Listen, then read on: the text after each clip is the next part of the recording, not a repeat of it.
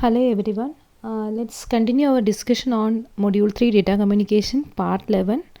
So far we completed the major three categories of signal encoding technique, that is digital data to digital signal, digital data to analog signal, analog data to digital signal.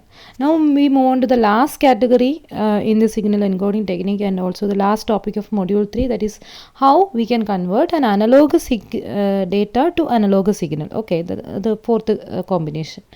So with that we will wind up discussion on module 3, and that I covered in two parts, so part 11 and part 12. Okay, with this we will wind up.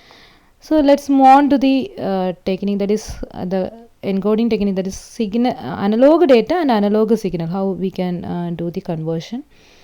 And first of all, why we have to convert an analog data to analog signal, so or what is the significance of such an encoding technique. So there are two principal reasons for analog modulation of analog signal. So what analog modulation means modulation, you know, right? We have a carrier and the carrier is of analog form, and in the digital modulation we already seen the digital information, binary information we are trying to represent, we are just modulating that binary information. As a result, we are converting our digital data to analog signal. But here, instead of that, we have analog modulation, where analog data is being converted to analog signal. Anyway, if we are doing some kind of operation with the carrier, and the carrier is a different analog signal, and our original information is something different from that, and we have to convert. That terminology is in general called the modulation. So here we have analog modulation. Analog modulation is nothing but we are converting an analog data into an analog carrier signal. Okay, and or the properties of the analog carrier signal is being altered for representing the original data. But we can even send the analog data directly without doing this analog modulation with the carrier signal even. But when we are doing this, we are getting certain benefits like this. On benefit is a higher frequency may be needed for effective transmission, particularly for unguided transmission. The required antennas would be many kilometers in diameter. So what does it mean is like the original generated analog information, maybe a voice signal or whatever it is, will be having some restricted frequency or spectrum, right? But our requirement is like we have to send this information over a medium in such a way that without any loss of information, without any other difficulties on the way, the transmission of the signal should be done efficiently or with the full power, like that. So in that case, even though the original signal may be of lower frequency or lower frequency spectrum, and we want to convert it into higher frequency for effective transmission of the original signal, particularly, you know, in case of unguided transmission and all, a lot of distractions are there when the signal is moving. So if you are converting it into a higher frequency signal, it will be received by the receiver in a more efficient way. So the required antennas would be of many kilometers in diameter. So that means the signal has to travel that much distance. So if it is of low frequency, the chances of attenuation will be high, and it may not be properly received by the receiving antenna. Okay.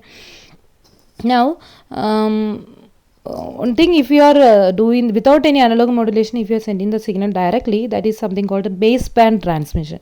So voice signals are transmitted over the telephone lines at their original spectrum. I mean, even though it is in the original spectrum, we will do analog modulation. Okay. So what does it mean by baseband transmission? Is we are not increasing the frequency.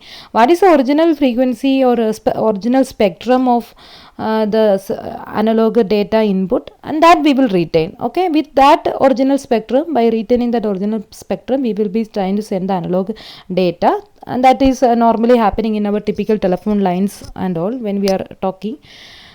And that is what is called the baseband transmission. But in that case also, we may be doing this analog modulation, so that means it is of some fixed carrier we are choosing, and accordingly we are varying the carrier property to represent the information, and that will be useful for something like a frequency division multiplexing. So that is means if simply if you are not doing this conversion and all, we are simply sending it directly. Okay, or by not increasing the frequency and all, it's called a baseband transition. And other ways, one benefit is we will be achieving the higher frequency, and another benefit is we can implement something called frequency division multiplexing, and this we will be discussing in the next module, different multiplexing techniques. So why multiplexing means we want to share the medium. So if the in case of telephone communication and all, if we don't want to share the medium or the same transmission medium we are using dedicated for a single transmission, then no need of multiplexing, and accordingly no need of this modulation, everything. Simply we can send it directly. But no, in most of the cases we want to the carrier that we are having will be of higher capacity, and we may not be sending that much information. So what we will do, we will combine the information from different sources, and we will try to send through a common medium, and that time the total so that is called a many to one multiplexing. So from many sources we are combining the information together, and we will try to send it over a single transmission medium, and that is happening at different levels of communication, even in the back end or at the center side itself, like that. So in that case we will use a different multiplexing technique, and frequency division multiplexing is one of the multiplexing technique where the total frequency of the carrier we will transmission medium will be divided, and a particular frequency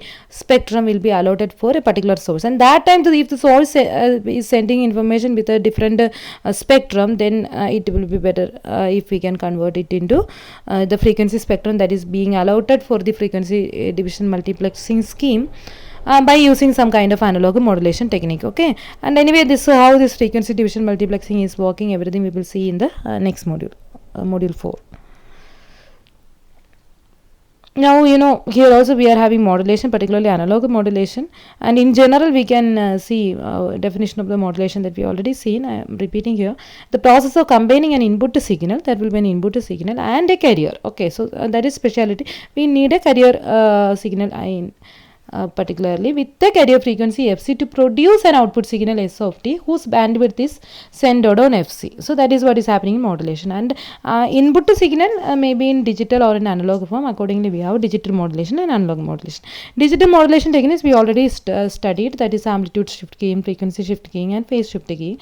That means we are changing the amplitude, frequency and phase of the carrier wave according to the digital signal we are having. Here also same thing, we are going to change the amplitude, frequency and phase of the carrier signal as a function of the original analog signal. But as it is an analog signal, it is something different, okay, than the shift keying techniques that we already learned.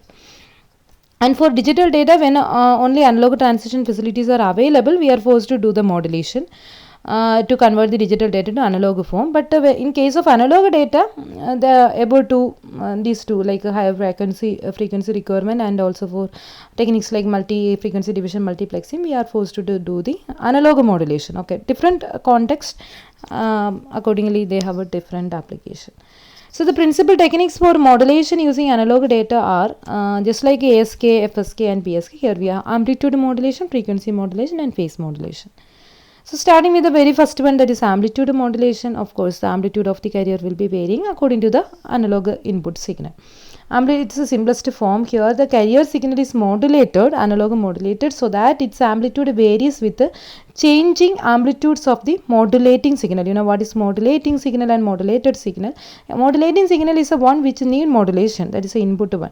According to the varying as it is an analog signal, it is continuous, having a continuously varying amplitude, and according to that we will vary the amplitude of the carrier signal. Not like a discrete change like what we have already seen in the digital modulation technique. So the frequency and phase of the carrier remains same, because we are talking about amplitude modulation, where only amplitude of the carrier will be changing, and other two properties, that is frequency and phase, remain same. So only the amplitude changes to follow the variation of the information. And the modulating signal is looking like an envelope of the carrier, that we will see with an example. So over the carrier it will be added by doing some kind of a multiplication operation, we are achieving it. So it will look like an envelope for the carrier.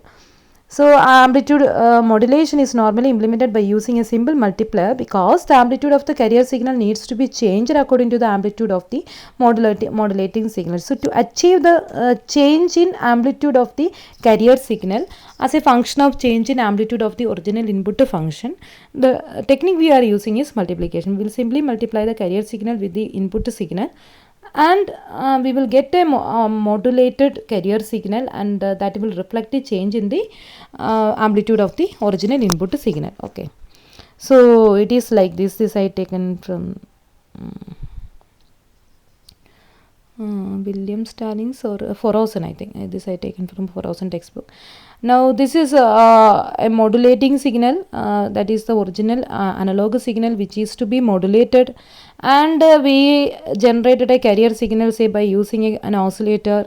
Just like this, we are generating a fixed amplitude with a fixed frequency and phase. Carrier signal is being generated with a carrier frequency, say FC, and we are passing the modulating signal or the input signal with and the carrier signal to a multiplier, and that will do the multiplication of the signal, and the process behind it you don't have to worry much. And at the end, because some background signal processing related information we need to understand it exactly how it is converted like this, but you need a peripheral knowledge only.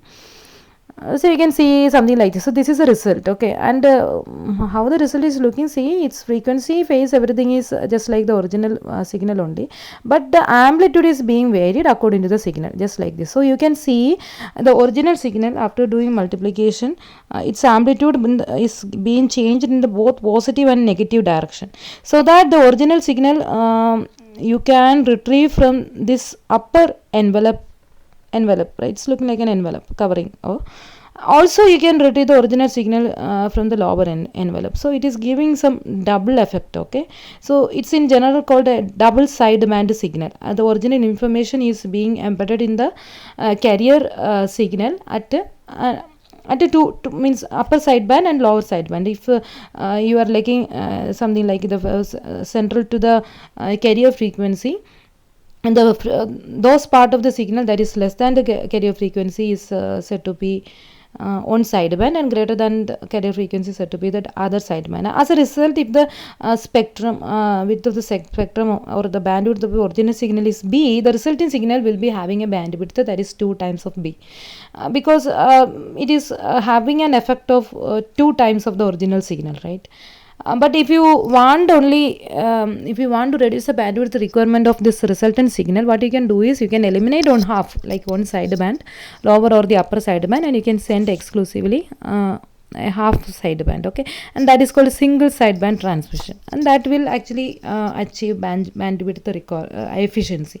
So that we need half of the bandwidth of this modulated signal only. Okay, so this is a kind of frequency domain representation, where in the x-axis we are taking the frequency value, and y-axis we are taking the amplitude value, and for the resultant signal something like this is what we obtained. Okay, and even mathematical formulation and all, lot of means if you want to get an exact picture you need some background study, but I'm just giving you the equation for just for explaining in an exam point of view. You learn the equation and all, because it is not that much important from the computer science point of view. Okay, so the mathematically this modulation process can be expressed as something like this. The modulated signal S of t is equal to 1 plus Na x of t cos 2 pi fct. So this is a original carrier frequency fc, and the representation of a sine wave also we saw this kind of a parameter, but additionally we have amplitude to be replaced here, right? And part of that amplitude is taken by this parameter 1 plus Na x t, and where cos 2 pi fct is a carrier and x of t is a input signal carrier carrying the data, and both are normalized to unit amplitude. Okay, both the carrier and the input signal are normalized to unit amplitude, and after that we done the multiplication. So the parameter Na is known as a modulation index and is a ratio of the amplitude of the input signal to the carrier. Okay, so after doing multiplication you are getting this kind of a signal where Na is the modulation index and is a ratio of the amplitude of the input signal to the carrier. It means original amplitude we are taking here, but we will normalize them to unit amplitude before doing the multiplication. So the corresponding to our previous notation, the input signal m of t is equal to, so actually this na of t into x of t together makes our input, okay.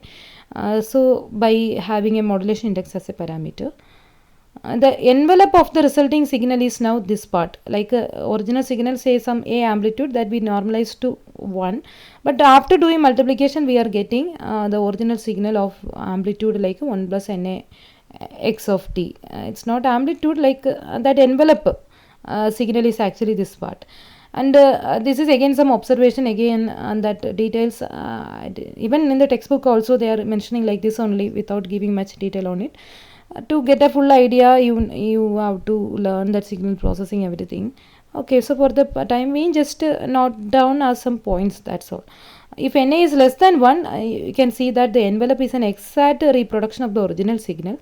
But if na is greater than 1, the envelope will be crossing the time axis and the information could be lost. So the requirement is like na should be less than 1. Na is a ratio of the amplitude of the input signal to the amplitude of the carrier. And so this is I taken from Stalling's textbook, where this original signal, where they didn't mention that carrier signal, that is something like this. And after doing that multiplication process, we are getting original signal even embedded like this, something like this. So this is our envelope, which is 1 plus m of t, that is na into x of t, with some minimum amplitude and maximum amplitude and unit amplitude. This is what we taken. Our original carrier was of unit amplitude, and but after doing this, its amplitude and is varying according to the amplitude of the original signal because of that multiplication operation, okay. And here you can see it in the upper and lower sideband, and that is like this. So original signal spectrum, if it is a 0 to some b, this is the frequency domain representation f, and the signal amplitude is represented as a function of f. And if you look at the frequency domain representation of the resultant signal, you can see that frequency, this is a carrier frequency, and the spectrum is something double of this original, right? Around this carrier frequency we can see that fc minus b, it is going and this part, that is fc minus b to fc, is making the lower sideband of the signal, and fc to fc plus b is making the upper sideband of the signal, okay.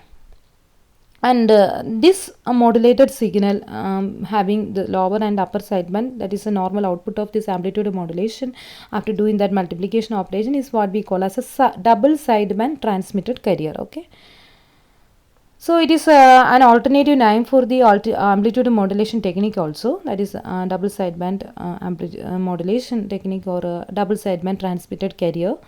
The spectrum of the amplitude modulation signal consists of the original carrier plus the spectrum of the input signal translated to fc, and that is how it is now fc minus b to fc plus b. So that fc minus b to fc plus b, the width of the spectrum will be fc plus b minus of fc minus b, that will be 2 times fc cancel 2 times b, okay.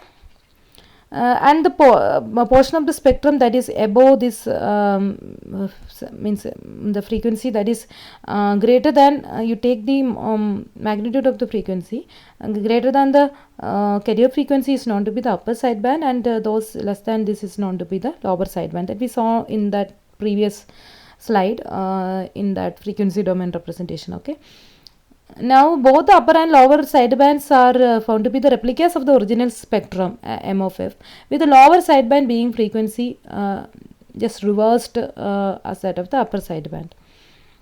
An example, consider a voice signal, say with the frequency spectrum say 300 to 3000 Hz, and we are trying to modulate that voice signal through a carrier with the bandwidth of the modulated bandwidth being modulated on a carrier with the 60 kilohertz as the carrier frequency, central frequency of the carrier. The resulting signal contains upper sideband, that is what is that upper sideband equation, fc minus b to fc till that.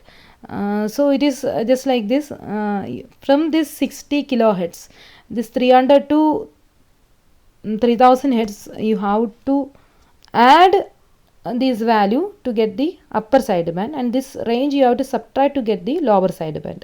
Okay, and this is given in hertz and this is in kilohertz. So 300 hertz is nothing but 0.3 kilohertz, and here it is 3 kilohertz. Okay, so what is 60 plus 0.3? So when you are shifting it with the respect to the original carrier, that is original input signal, the carrier is of 60 kilohertz and the input signal is of 0.3 kilohertz to 3 kilohertz.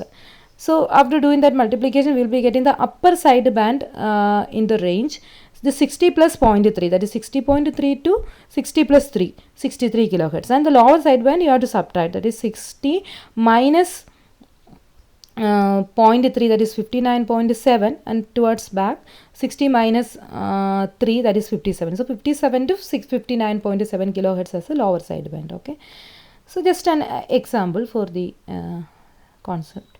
And we have an alternative or a variation of the double sideband carrier transmission called single sideband amplitude modulation. Of course, only half of the means band, one of the sideband we are sending. Thus, amplitude modulation creates a bandwidth that is twice the bandwidth of the modulating signal and covers a range centered on the carrier frequency that we already seen. However, the signal components above and below the carrier frequency are just exact replica of the original information, right? So we have a variation of the amplitude modulation, that is a double-sided amplitude modulation known as single sideband amplitude modulation, that takes advantage of this fact by sending only one of the sideband, eliminating the other sideband and the carrier. The principal advantage of this approach are as follows. For the original signal, that is a double sideband, the frequency, the spectrum width or the bandwidth of the transmitted signal is 2b, but now it is only b, so it is more bandwidth efficient. Okay, so we need only half of the bandwidth for sending this single sideband information, that is transmitted bandwidth will be b, where b is the bandwidth of the original signal compared to the double sideband where the bandwidth requirement is 2b. And of course, as the bandwidth is less and only half of the sideband we are sending, the power requirement will also be less. So less power is required because no power is used for transmitting the carrier or the other sideband. Simply one sideband alone we are transmitting. Okay. Yeah, with this we will wind up our discussion on amplitude modulation. So right now we are in the last part of module 3, that is how we can convert an analog signal to analog data to analog signal conversion. Okay, we already seen the general concept and what is the benefit, and 3 techniques of that: amplitude modulation, frequency modulation, and phase modulation. So here we covered amplitude modulation in detail, covering double sideband and single sideband transmission and the concept, multiplication, everything. And in the last part of module 3, the next part, we will be covering the frequency and the phase modulation. Thank you.